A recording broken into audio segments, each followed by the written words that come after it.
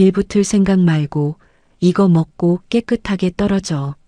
시어머니가 1억 원짜리 수표 봉투를 제 얼굴 앞으로 던졌습니다. 남편은요, 글쎄 시어머니 옆에 딱 붙어 앉아서는 이런 말을 하더라고요. 안 하면 로펌 붙여서 한 푼도 못 받고 길바닥에 나앉게 해줄 수도 있어.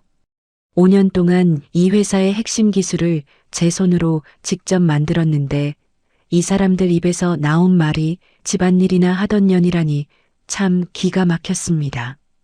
저는 조용히 도장을 찍었고 수표도 챙겼습니다. 대신 가방 속 녹음기에는 그날의 협박이 한 글자도 빠짐없이 담겨 있었죠. 그리고 저는 그날부로 다짐했죠. 이 사람들에게 다시는 없을 복수를요. 그 복수 지금 들려드릴게요. 안녕하세요. 시청자 여러분. 오늘 다시는 없을 복수를 다짐한 한 여성의 사연 지금 바로 시작합니다. 저는 시어머니의 전화를 받고 택시를 탔습니다. 강남 한복판 예약도 쉽지 않다는 고급 한정식 집 앞에 내리자마자 검은 정장을 입은 직원이 저를 안쪽 룸으로 안내했습니다. 무거운 나무 문을 열고 들어서니 넓은 룸 한가운데 놓인 원목 테이블 앞에 시어머니가 혼자 앉아 계셨습니다. 시어머니는 저를 보자마자 인사도 받지 않고 턱짓으로 맞은편 자리를 가리켰습니다. 앉아. 저는 조용히 자리에 앉았습니다.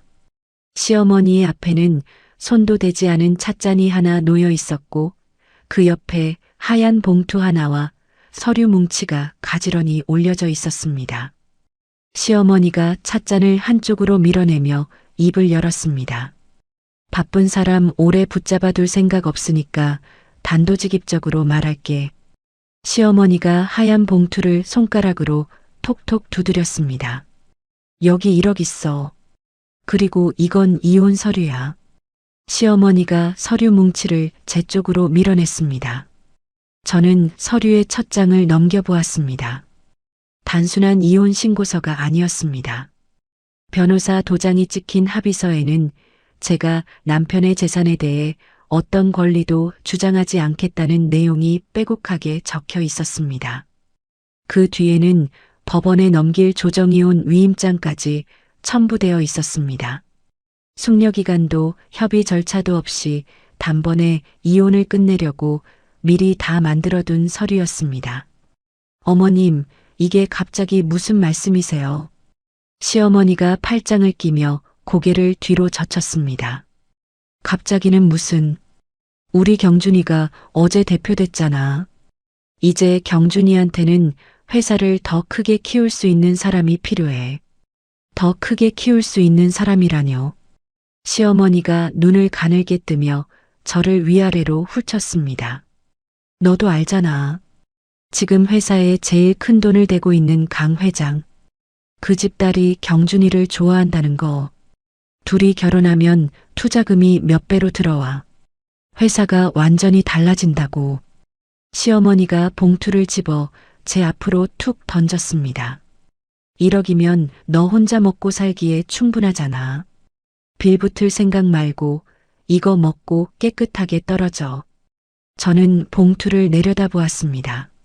손끝이 차가워지는 것을 느꼈지만 얼굴에는 아무런 표정도 올리지 않았습니다. 그때 룸문이 열리더니 남편 경준이가 들어왔습니다. 저는 경준이가 당연히 제 옆에 앉을 거라 생각했습니다. 하지만 경준이는 제 눈을 한번 피한 뒤 시어머니 옆 의자를 빼고 앉았습니다. 당신도 알고 있었어. 경준이가 넥타이 매듭을 고쳐 잡으며 대답했습니다. 알고 있었냐고 물을 게 아니라 서류를 봐. 강 회장 쪽에서 투자금을 3배로 올리겠다고 했어. 조건은 하나야. 내가 강 회장 딸과 결혼하는 거지. 그래서 나를 돈 주고 내보내겠다는 거야. 경준이가 테이블 위에 서류를 손가락으로 톡톡 쳤습니다. 회사를 생각하면 이게 맞아. 5년 동안 집안일 하느라 고생한 건 아는데 사업은 사업이야. 저는 경준이의 눈을 똑바로 들여다보았습니다. 집안일. 내가 5년 동안 한 게 집안일이었어. 그러면 뭐, 연구실에서 이것저것 만진 건 아는데 그건 보조 업무잖아. 핵심 기술은 연구팀이 개발한 거고.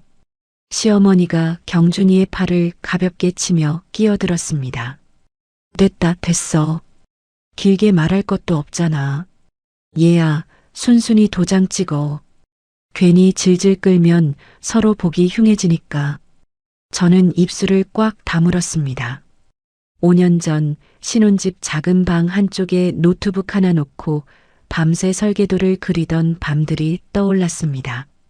시제품이 터질 때마다 손에 화상을 입으면서도 다시 납땜 인두를 잡았던 새벽들이 스쳐 지나갔습니다. 그렇게 제 손으로 만들어낸 핵심 부품 특허가 지금 저 회사의 심장이었습니다.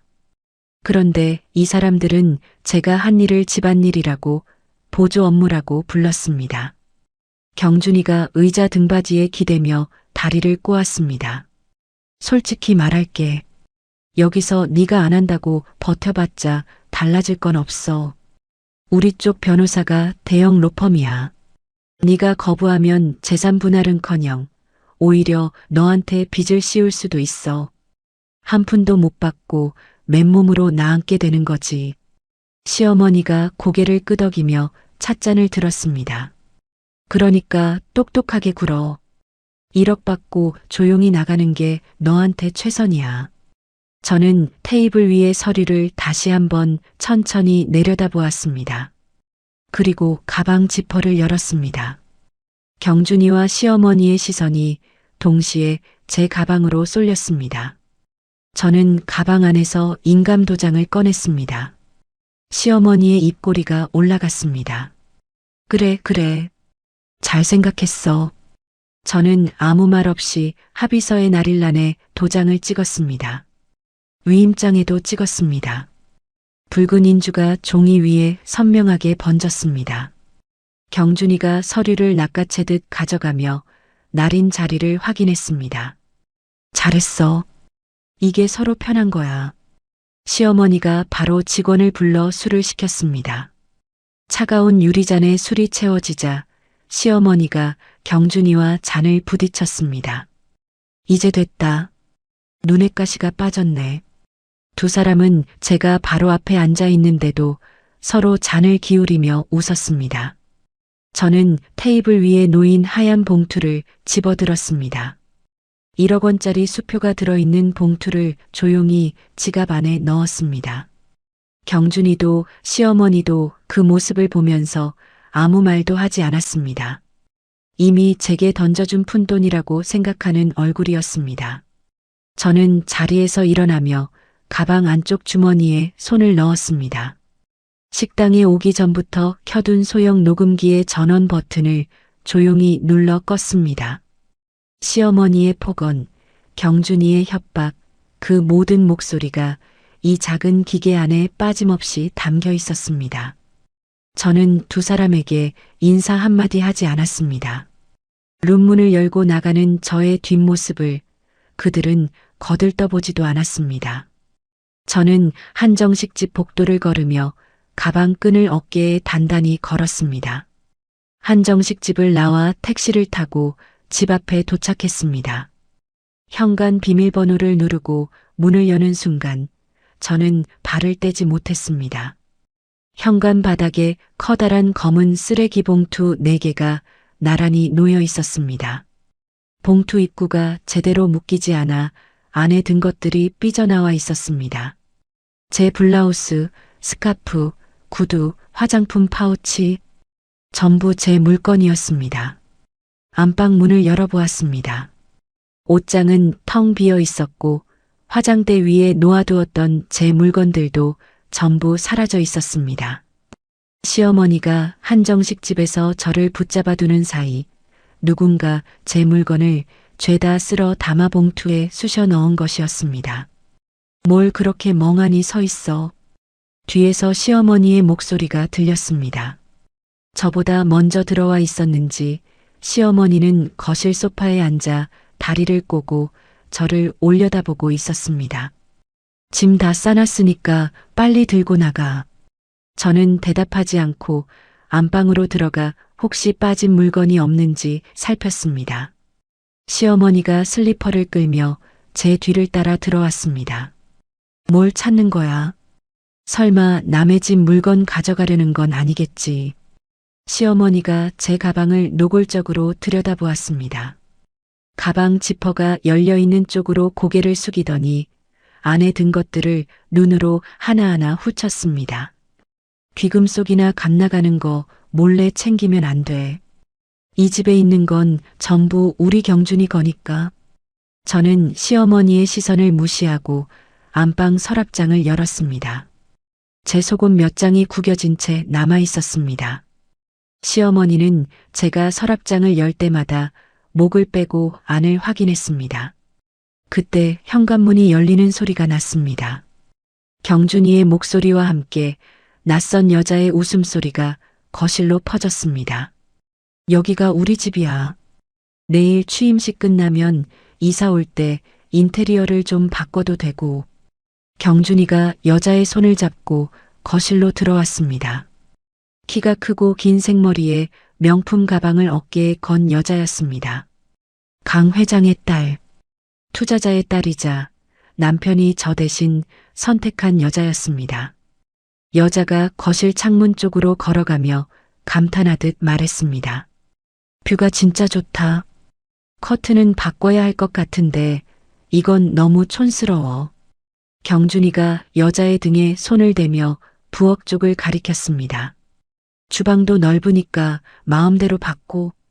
다 내 취향대로 해. 시어머니가 안방에서 나가 거실로 향했습니다. 어머 왔어. 어서 와. 우리 며느리 얼굴 좀 보자. 시어머니가 여자의 두 손을 잡으며 환하게 웃었습니다. 아이고 예쁘기도 해라. 경준이가 복이 많아. 시어머니와 경준이 여자. 세 사람이 거실에서 웃음소리를 나누는 동안 저는 안방에 혼자 서 있었습니다. 가슴 한가운데가 돌덩이로 눌리는 것 같았지만 저는 그 무게를 억지로 밀어냈습니다. 지금 감정에 빠지면 안 됐습니다. 그리고 지금이 기회였습니다. 시어머니의 눈이 거실에 가 있는 이 순간을 놓칠 수 없었습니다. 저는 소리나지 않게 안방 옆 서재문을 열고 들어갔습니다. 책상 위에 놓인 외장하드와 서류함은 그대로였습니다. 시어머니가 챙긴 것은 눈에 보이는 귀금속과 옷가지뿐이었고 서재까지는 손대지 않았습니다. 저는 책상 서랍 안쪽에 손을 넣어 바닥에 테이프로 붙여둔 보안 저장 장치를 떼어냈습니다. 제가 개발한 핵심 부품 설계도 원본 파일과 과거 회계 기록을 백업해 둔 것이었습니다. 저는 그것을 겉옷 안주머니 깊숙이 밀어 넣었습니다. 이어서 경준이의 책상 앞으로 갔습니다. 서랍을 열자 투명한 파일 한 묶음이 눈에 들어왔습니다. 고급 호텔 영수증, 명품 매장 결제 내역, 전부 회사 법인카드로 찍힌 것들이었습니다. 금액 하나하나가 수백만 원에서 수천만 원이었습니다. 저는 스마트폰을 꺼내 영수증을 한 장씩 펼쳐가며 촬영했습니다. 날짜, 금액, 가맹점 이름이 선명하게 찍히도록 조명 아래에서 각도를 잡았습니다. 12장의 영수증을 빠짐없이 찍고 스마트폰을 주머니에 넣었습니다. 거실에서 시어머니의 목소리가 들렸습니다. 경준아, 내일 취임식 때 입을 넥타이는 골랐어. 저는 서재 문을 조용히 열고 복도로 나왔습니다. 세 사람은 여전히 거실 소파에 모여 앉아 내일 취임식 이야기를 하고 있었습니다. 저를 신경 쓰는 사람은 아무도 없었습니다. 시어머니가 저를 발견하고 소파에서 일어났습니다. 아직도 안 나갔어. 빨리 안 나가고 뭘 꾸물거려. 시어머니가 제 등을 손바닥으로 밀었습니다. 어서 가. 더 볼 것도 없잖아. 저는 현관으로 걸어가 쓰레기 봉투 옆에 세워둔 캐리어 하나를 끌어냈습니다. 며칠 전 혹시 몰라 미리 싸둔 짐이었습니다. 시어머니가 현관문을 활짝 열어젖히며 말했습니다. 다신 이 집 비밀번호 누를 생각하지 마. 저는 뒤를 돌아보지 않고 현관을 나섰습니다. 엘리베이터 안에서 캐리어 손잡이를 잡은 제 손이 떨렸습니다. 하지만 떨리는 건 분함이 아니라 오늘 밤 안에 끝내야 할 일들이 머릿속에서 빠르게 돌아가고 있었기 때문이었습니다. 공항 근처 비즈니스 호텔에 방을 잡고 캐리어를 내려놓자마자 노트북을 켰습니다. 저는 미국 실리콘밸리의 대형 투자사 담당자에게 면담을 요청하는 메일을 보냈습니다. 제가 가진 원천 기술의 가치와 독립연구소 설립 계획을 간결하게 정리한 메일이었습니다. 메일을 보낸 직후 저는 전화기를 들어 두 통의 전화를 걸었습니다. 첫 번째는 평소 제 특허 관련 업무를 맡아주던 변리사에게였습니다. 내일 아침 9시 정각에 맞춰서 내용 증명을 보내주세요. 경준이 회사 앞으로요.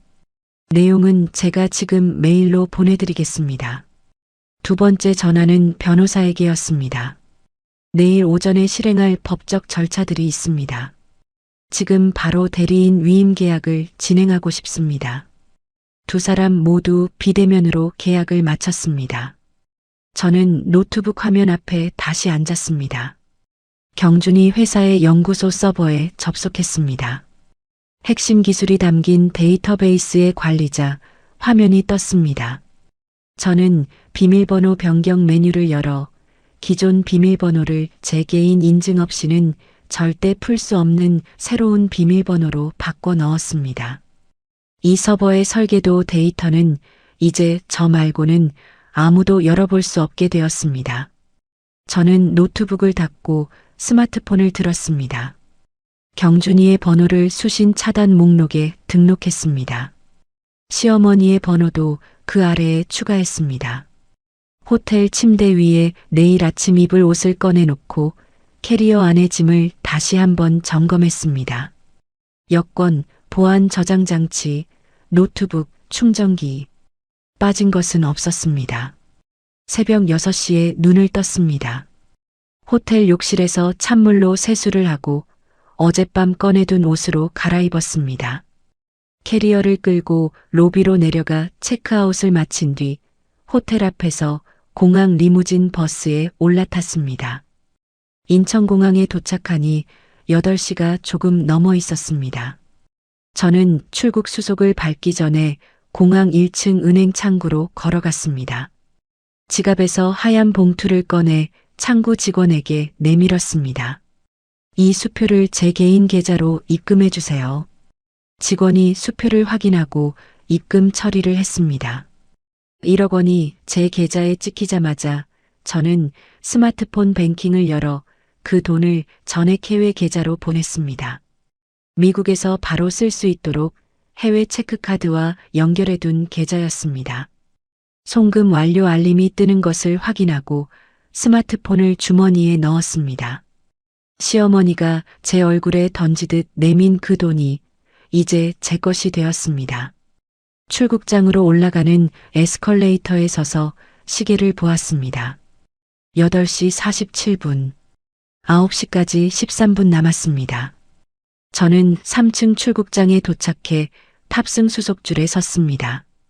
여권과 항공권을 카운터 직원에게 건네고 캐리어를 붙인 뒤 보안 검색대를 향해 걸었습니다. 스마트폰 화면에 9시 0분이 찍혔습니다.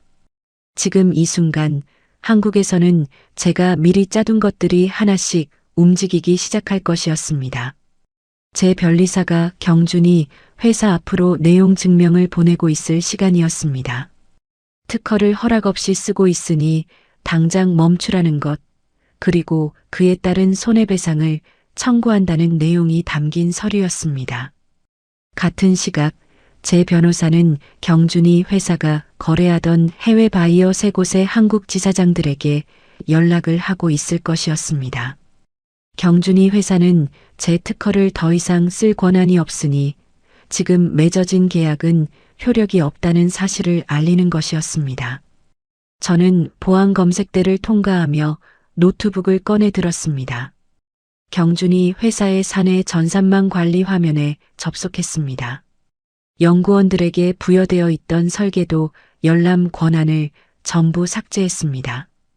이제 회사 안에 누구도 제가 만든 핵심 기술 데이터를 열어볼 수 없게 되었습니다.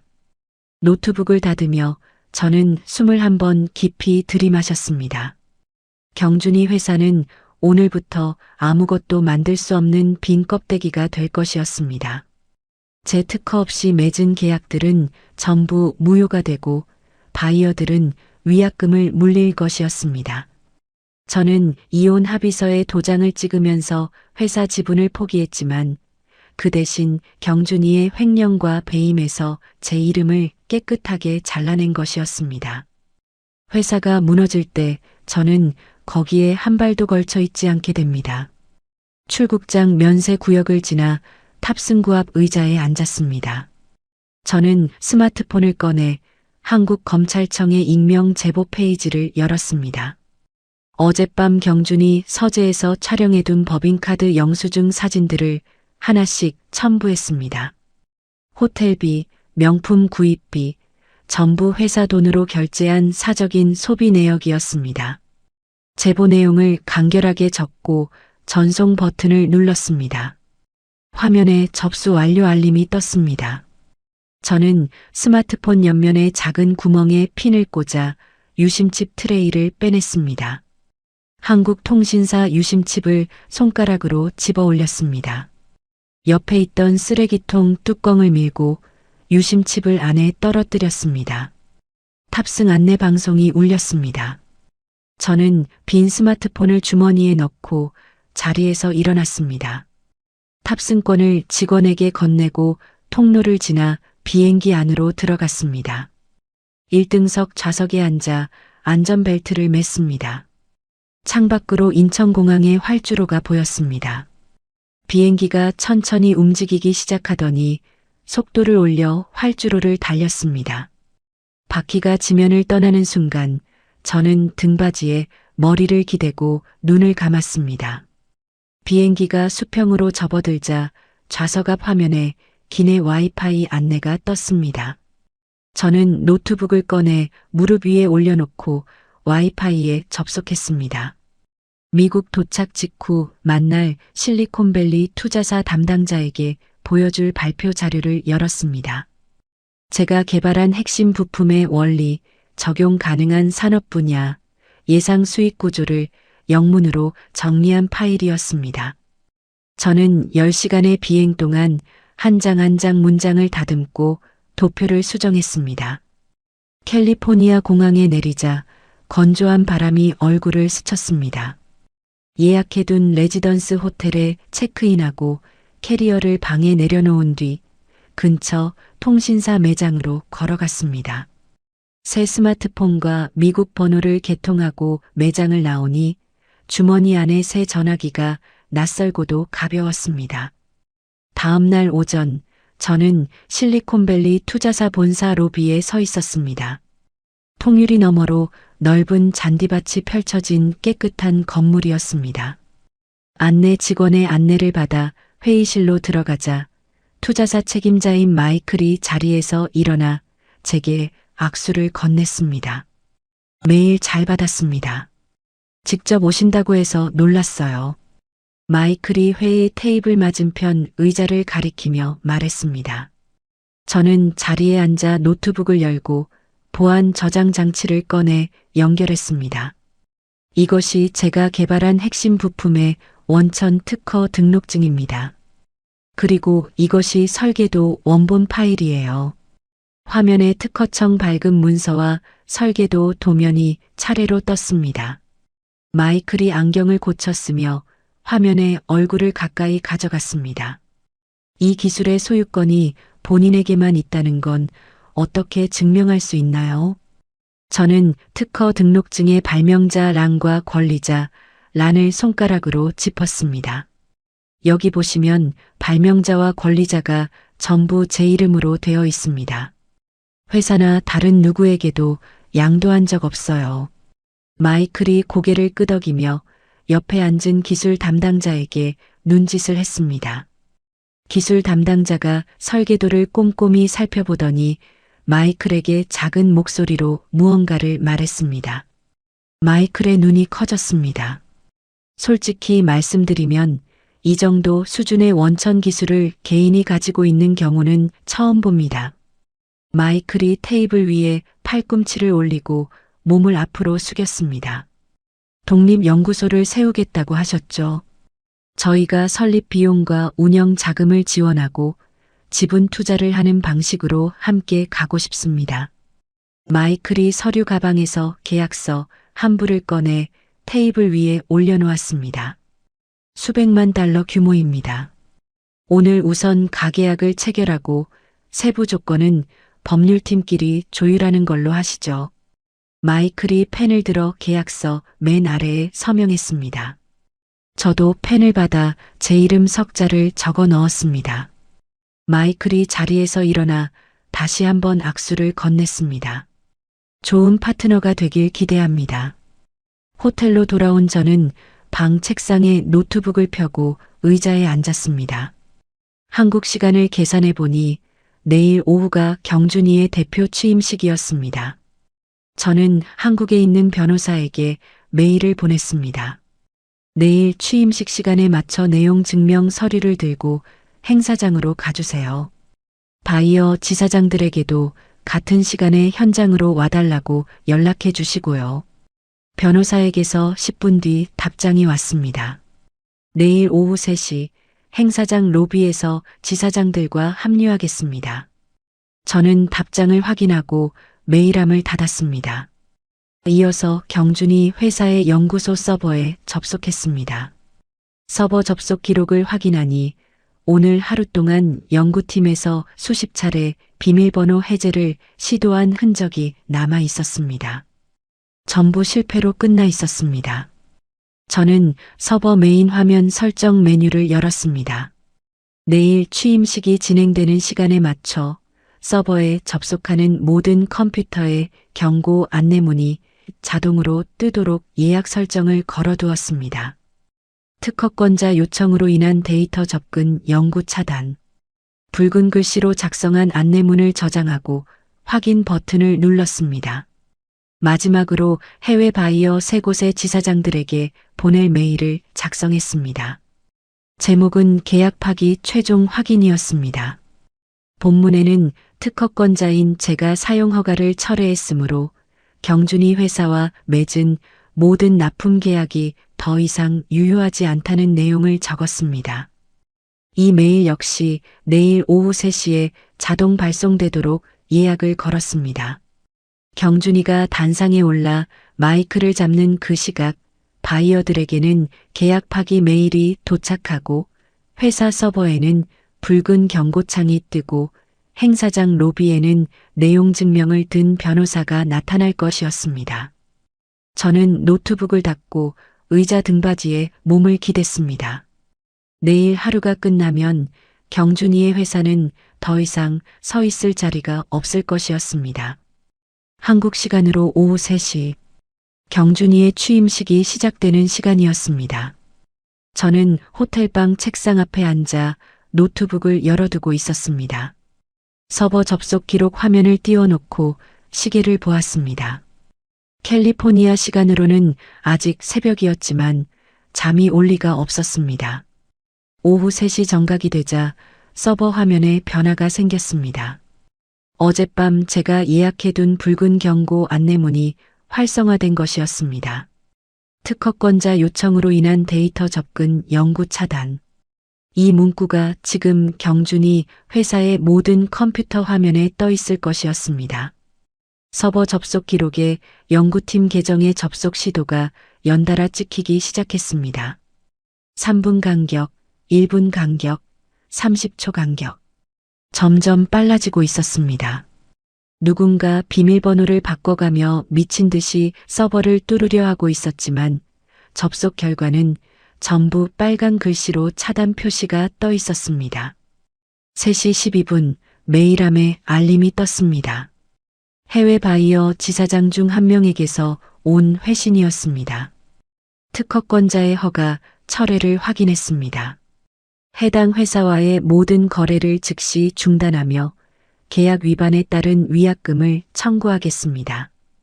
5분 뒤 나머지 두 곳에서도 같은 내용의 답장이 왔습니다. 3시 24분 한국의 변호사에게서 메일이 도착했습니다. 행사장 로비에서 지사장들과 합류 완료. 지금 들어갑니다. 저는 메일을 확인하고 화면을 내려다보았습니다. 이 순간 취임식장 안에서 어떤 일이 벌어지고 있을지 머릿속에 하나하나 그려졌습니다. 3시 41분 변호사에게서 두 번째 메일이 왔습니다. 내용 증명 전달 완료. 바이어 지사장들이 직접 계약 파기 의사를 현장에서 통보했습니다. 행사장이 큰 혼란에 빠져 있습니다. 최대 투자자인 강 회장이 대표의 멱살을 잡고 소리를 지르고 있습니다.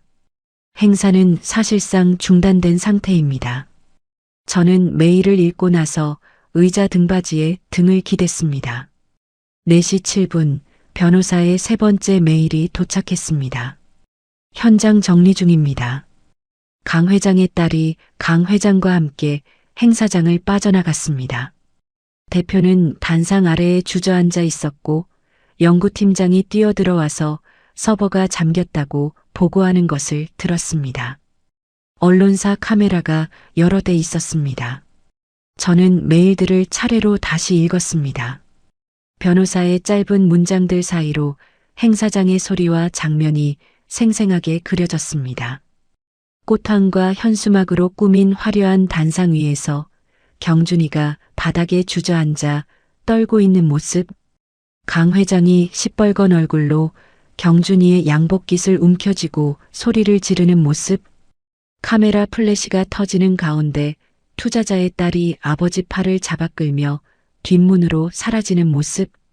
저는 노트북을 닫고 책상 서랍을 열었습니다. 출국 전에 혹시 몰라 가져온 구형 공기계가 서랍 안에 들어 있었습니다. 한국 유심은 버렸지만 이 전화기에는 자동 로밍이 걸려 있었습니다. 저는 전원 버튼을 길게 눌렀습니다. 화면에 불이 들어오자마자 진동이 멈추지 않았습니다. 부재중 전화 알림이 화면을 가득 채우며 연달아 올라왔습니다. 시어머니 번호 38통, 경준이 번호 14통, 합쳐서 52통이었습니다. 문자 알림도 쏟아졌습니다. 저는 문자 목록을 위에서부터 천천히 내려보았습니다. 전부 시어머니가 보낸 것이었습니다. 얘야, 전화 좀 받아라. 내가 다 잘못했다. 오해였어. 제발 서버 비밀번호 좀 알려다오. 우리 경준이 감옥 가게 생겼다. 너 아니면 안 된다. 한 번만 봐달라. 이 어미가 빌게. 제발. 메시지 하나하나가 점점 길어지고 있었습니다. 처음에는 한두 줄이던 문자가 나중에는 화면을 꽉 채우는 장문이 되어 있었습니다. 저는 메시지를 끝까지 읽고 나서 문자 입력 화면을 열었습니다. 시어머니 번호를 눌러 답장을 작성했습니다. 글자를 하나하나 또박또박 눌러 적었습니다. 빌붙을 생각 말고 제가 드린 그 1억이나 드시고 조용히 떨어지시죠. 전송 버튼을 눌렀습니다. 화면에 전송 완료 표시가 떴습니다. 저는 공기계 뒷면을 열어 유심칩을 꺼냈습니다. 얇은 칩을 양손으로 잡고 힘을 주자 칩이 반으로 꺾이며 갈라졌습니다. 부러진 조각 2개를 쓰레기통에 떨어뜨리고 공기계의 전원을 껐습니다. 저는 빈 전화기를 책상 위에 내려놓고 의자를 돌려 창문 쪽을 바라보았습니다. 캘리포니아의 이른 아침 햇살이 커튼 사이로 길게 들어오고 있었습니다. 캘리포니아의 아침은 조용했습니다. 호텔 방에서 커피를 내려 마시며 하루를 시작하는 것이 일주일째 제 일과가 되어 있었습니다. 투자사와의 본계약을 위한 서류 작업을 진행하면서 연구소 설립에 필요한 장소와 인력을 알아보고 있었습니다. 그날도 평소처럼 노트북을 열어 메일함을 확인하는데 한국 뉴스 알림이 화면 위쪽에 떴습니다. 저는 알림을 눌러 기사를 열었습니다. 제목을 보는 순간 커피잔을 든 손이 멈췄습니다. 벤처기업 핵심 기술 빼돌려 미국으로 도주, 전직 대표 아내 산업 스파이 혐의. 기사를 읽어 내려갔습니다. 경준이가 대형 로펌을 선임해서 저를 고소한 것이었습니다. 제가 회사의 핵심 기술을 훔쳐 미국으로 도망쳤다는 내용이었습니다. 기사 끝에는 경준이 측 변호사의 코멘트가 실려 있었습니다. 피고소인은 회사 서버에 불법 접근하여 핵심 데이터를 탈취한 뒤 해외로 도주했습니다. 현재 수사기관에 엄정한 처벌을 요청한 상태입니다. 저는 다른 기사들을 검색해 보았습니다. 포털 사이트 메인에 비슷한 제목의 기사가 줄줄이 올라와 있었습니다. 전부 같은 내용이었습니다.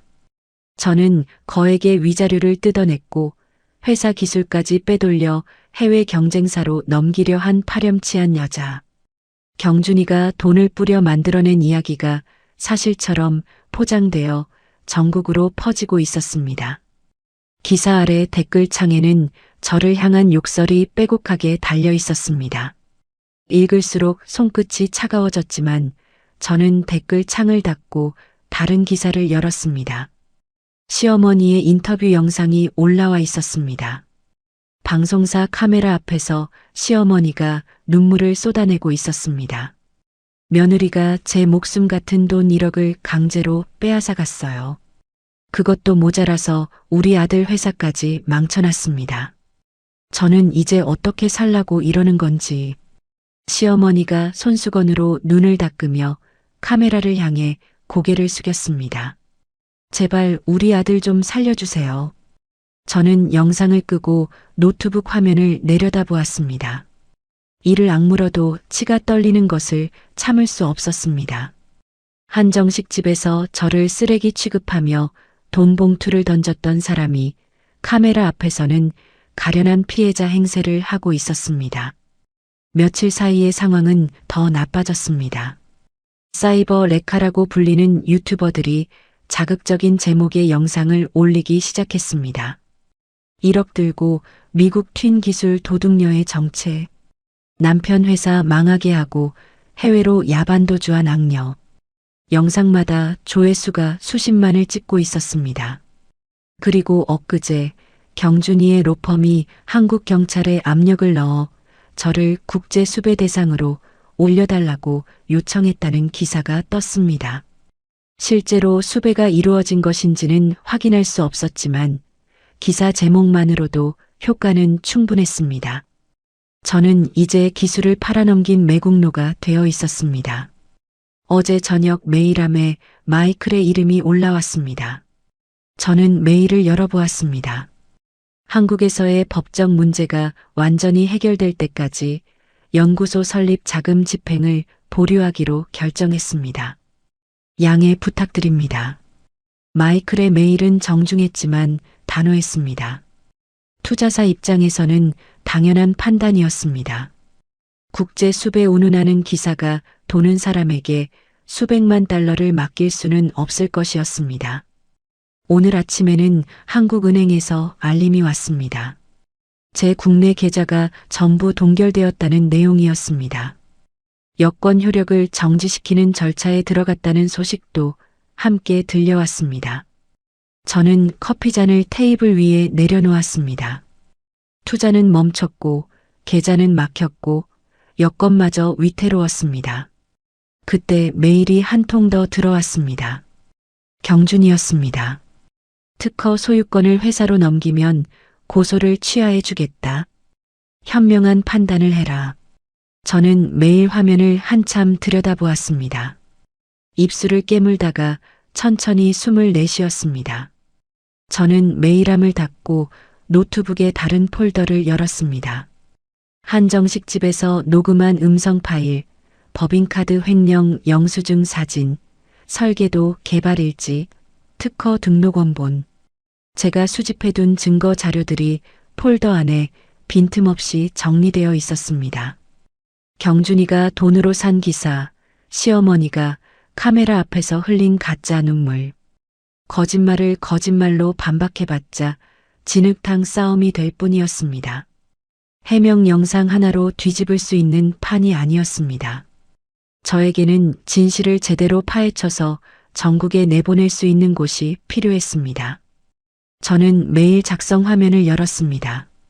받는 사람 란에 한국 지상파 방송국의 탐사 고발 프로그램 PD 탐사대 메인 작가의 이메일 주소를 입력했습니다. 제목을 적었습니다. 어느 벤처 대표의 진짜 얼굴 제보드립니다. 저는 키보드 위에 손가락을 올려놓고 본문을 쓰기 시작했습니다. 제보 메일을 보낸 다음 날 PD 탐사대 메인 작가에게서 답장이 왔습니다. 제가 보낸 자료의 양과 내용이 방송 한 회를 채우고도 남을 만큼 충분하다며 가능한 한 빨리 화상 인터뷰를 진행하고 싶다는 내용이었습니다. 그날 저녁 저는 호텔방 책상에 노트북을 펴고 화상 통화를 연결했습니다. 화면에 PD 탐사대 메인 작가의 얼굴이 떴습니다. 보내주신 자료를 저희 팀 전원이 검토했습니다. 특허 등록 날짜가 남편분 회사 설립보다 2년이나 앞서 있더군요. 저는 고개를 끄덕이며 화면 공유 버튼을 눌렀습니다. 지금 보여드리는 것이 제 특허청 원본 등록증입니다. 발명자와 권리자 란에 제 이름만 적혀 있어요. 그리고 이것은 설계도 개발 일지인데 날짜별로 수정 이력이 전부 남아 있습니다. 작가가 펜을 들어 무언가를 적으며 물었습니다. 남편분 측에서는 회사 연구팀이 개발한 기술이라고 주장하고 있는데요. 연구팀이 쓰고 있는 설계도는 제가 완성한 원본을 회사 서버에 올려놓은 것입니다. 원본 파일의 생성 날짜와 제 개발 일지의 기록이 정확하게 일치해요.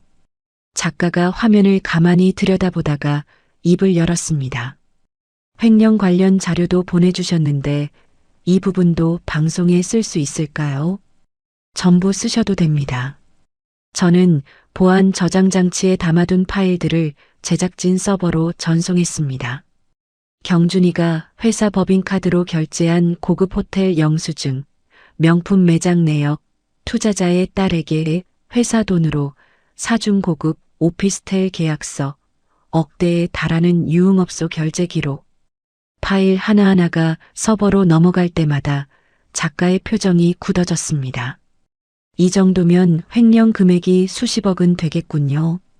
네. 그리고 한 가지 더 있습니다. 저는 녹음 파일 하나를 재생했습니다. 한정식 집에서 시어머니가 내뱉었던 목소리가 스피커를 통해 흘러나왔습니다. 1억이면 너 혼자 먹고 살기에 충분하잖아. 빌붙을 생각 말고 이거 먹고 깨끗하게 떨어져. 이어서 경준이의 목소리가 이어졌습니다. 네가 거부하면 재산 분할은커녕 오히려 너한테 빚을 씌울 수도 있어. 한 푼도 못 받고 맨몸으로 나앉게 되는 거지. 작가가 펜을 내려놓으며 깊은 한숨을 쉬었습니다. 방송 앞에서 돈을 빼앗겼다고 우시던 분이 실제로는 돈을 던지며 쫓아낸 거였군요. 맞습니다. 그 녹음 파일도 방송에 전부 내보내셔도 됩니다. 화상 인터뷰는 2시간 넘게 이어졌습니다. 며칠 뒤 한국 시간으로 밤 9시 PD 탐사대 특집이 전국으로 방송되었습니다. 제목은 어느 벤처 대표의 두 얼굴, 누가 진짜 도둑인가였습니다. 저는 호텔방 노트북으로 실시간 방송 화면을 지켜보았습니다. 방송 초반에는 제 특허 등록증과 설계도 개발 일지가 화면 가득 펼쳐졌습니다. 내레이터의 목소리가 깔렸습니다. 이 기술의 진짜 주인은 회사가 아닌 대표의 전 아내였습니다. 이어서 법인카드 영수증 사진들이 화면을 채웠습니다. 호텔비, 명품 구입비, 오피스텔 계약서, 유흥업소 결제 내역. 금액이 하나씩 자막으로 뜰 때마다 합산 금액이 늘어나 마지막에는 수십억 원이라는 숫자가 화면 한가운데 크게 박혔습니다. 그리고 결정타가 나왔습니다. 한정식 집 녹음 파일이 방송을 탔습니다. 시어머니의 목소리가 안방 TV를 통해 전국 수백만 가구에 울려 퍼진 것이었습니다. 방송이 끝나자마자 포털 사이트 실시간 검색어 1위에 경준이의 이름이 올라갔습니다. 며칠 전까지 저를 욕하던 댓글 창이 완전히 뒤집어져 있었습니다. 경준이와 시어머니를 향한 분노가 쏟아지고 있었습니다. 다음 날 아침 한국 뉴스 속보가 떴습니다. 검찰이 저에 대한 수사를 전면 중단했다는 내용이었습니다.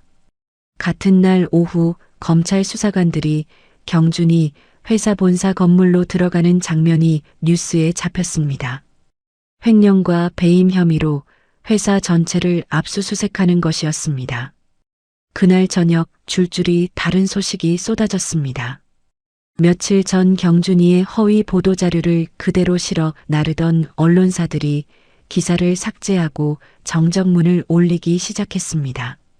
경준이의 변호를 맡았던 대형 로펌도 수임 계약을 끊고 손을 뗐다는 보도가 나왔습니다. 저녁 뉴스 속보 화면이 바뀌었습니다. 공항이었습니다. 경준이가 출국 심사대 앞에서 경찰에게 양팔을 잡힌 채 서 있었습니다. 횡령 증거를 없애고 해외로 도주하려다 붙잡힌 것이었습니다. 경준이의 양쪽 손목에 수갑이 채워지고 고개를 숙인 채 호송차에 오르는 모습이 카메라에 고스란히 찍혔습니다. 저는 노트북 화면을 가만히 바라보았습니다. 그때 메일 알림이 울렸습니다. 마이클이 보낸 메일이었습니다. 방송을 확인했습니다. 오해가 있었던 점 진심으로 사과드립니다. 보류했던 자금 1,000만 달러를 즉시 집행하겠습니다. 법인 계좌 정보를 보내주시면 오늘 중으로 송금 처리하겠습니다. 저는 메일을 읽고 나서 의자 등받이에 몸을 기댔습니다. 노트북 화면 한쪽에는 수갑을 찬 경준이의 뉴스 사진이, 다른 한쪽에는 마이클의 메일이 나란히 열려 있었습니다. 저는 천천히 손을 뻗어 마이클에게 답장을 쓰기 시작했습니다. 1년이 지났습니다. 한국 법원은 경준이에게 징역 8년을 선고했습니다. 수십억 원의 횡령과 배임, 저를 산업 스파이로 몰아간 거짓 고소, 언론에 허위 사실을 퍼뜨린 죄까지 전부 유죄였습니다. 법원은 경준이의 재산 대부분을 몰수했고 경준이는 교도소에서 작업복을 입고 하루하루를 보내는 신세가 되었습니다. 경준이가 그토록 자랑하던 벤처기업은 바이어들의 위약금 청구와 투자금 반환 소송을 버텨내지 못하고 문을 닫았습니다. 대표 취임식에서 화려한 꽃한 사이에 서 있던 그 회사는 이제 폐업 신고가 끝난 빈 사무실로 남아 있었습니다. 시어머니의 소식도 들려왔습니다. 경준이의 재판 비용과 밀려드는 빚을 막기 위해 시어머니는 평생 자랑하던 강남 아파트를 내놓아야 했습니다. 아파트며 금붙이며 전부 빚쟁이들 손으로 넘어갔습니다. 시어머니는 서울 외곽의 작은 월세방으로 쫓겨나갔고 새벽마다 손수레를 끌고 골목을 돌며 폐지를 줍고 있다는 이야기가 들려왔습니다. 한정식 집에서 1억짜리 봉투를 던지며 눈엣 가시라고 불렀던 그 사람의 끝이었습니다. 투자자의 딸도 무사하지 못했습니다. 경준이가 회사 돈으로 사준 오피스텔이 문제가 되어 공범으로 재판에 넘겨졌습니다. 집행유예를 선고받았지만 강 회장은 가문의 먹칠을 했다며 딸과 인연을 끊어버렸습니다. 취임식 날 맨 앞줄 한가운데 앉아 새 안주인 행세를 하던 그 여자는 아무도 모르는 곳으로 자취를 감췄습니다. 저는 그 모든 소식을 캘리포니아의 제 사무실에서 들었습니다. 마이클이 보내준 1,000만 달러로 세운 저의 부품 솔루션 기업은 1년 만에 미국 업계에서 손꼽히는 회사로 자리를 잡았습니다. 제가 가진 원천 특허를 기반으로 만든 제품들이 미국과 유럽의 대형 기업들과 잇따라 계약을 맺었고 직원 수는 15명에서 200명으로 늘었습니다. 2달 전 미국의 경제 잡지 포브스에서 연락이 왔습니다. 올해 주목해야 할 글로벌 여성 경영인 명단에 제 이름을 올리고 싶다는 것이었습니다. 인터뷰를 마치고 나서 잡지가 나오던 날 서점 진열대에 꽂힌 표지를 보았습니다.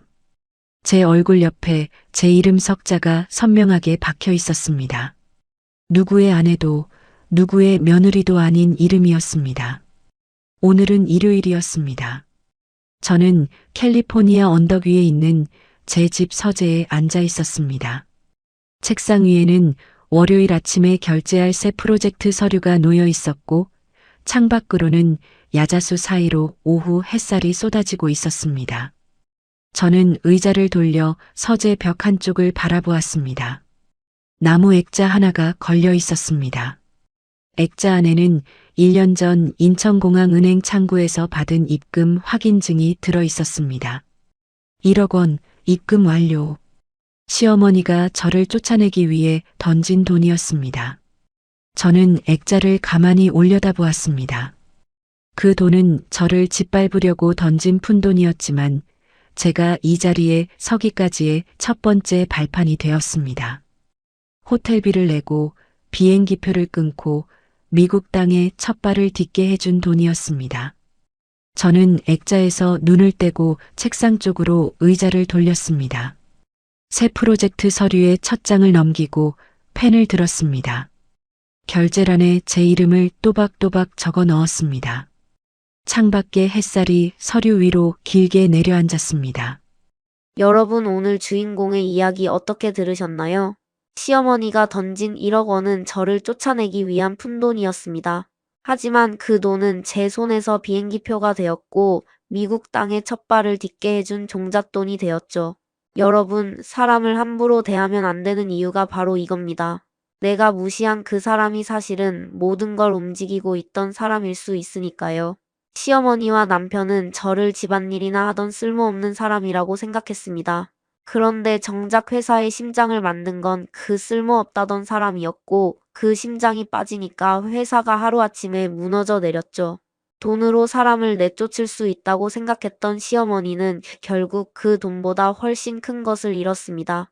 아들은 교도소에 갔고 자랑하던 강남 아파트도 빼앗겼고 마지막에는 새벽마다 폐지를 주어야 하는 처지가 되었으니까요.